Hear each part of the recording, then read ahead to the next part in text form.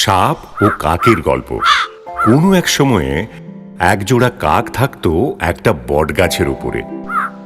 একটা বড় সাপ বাসা খুঁজতে খুঁজতে ওই গাছের নিচে একটা গর্ত দেখতে পেয়ে সেখানেই থাকতে লাগলো।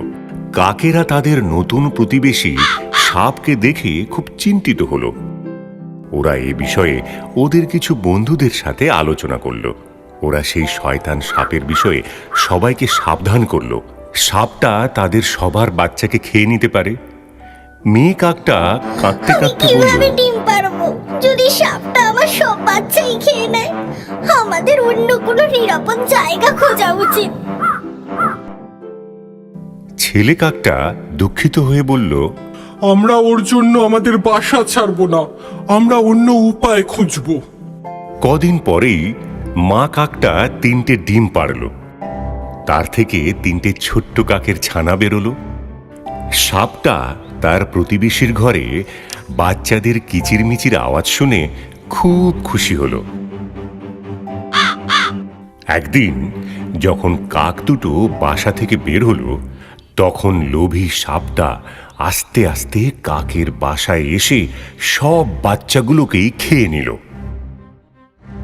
বাসায় ফিরে খালি বাসা দেখে কাক দুটো অবাক হয়ে গেল।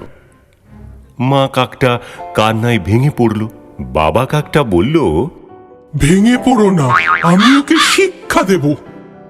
সে গিয়ে এক জ্ঞানী বুড়ো শেয়ালের সাথে পরামর্শ করল।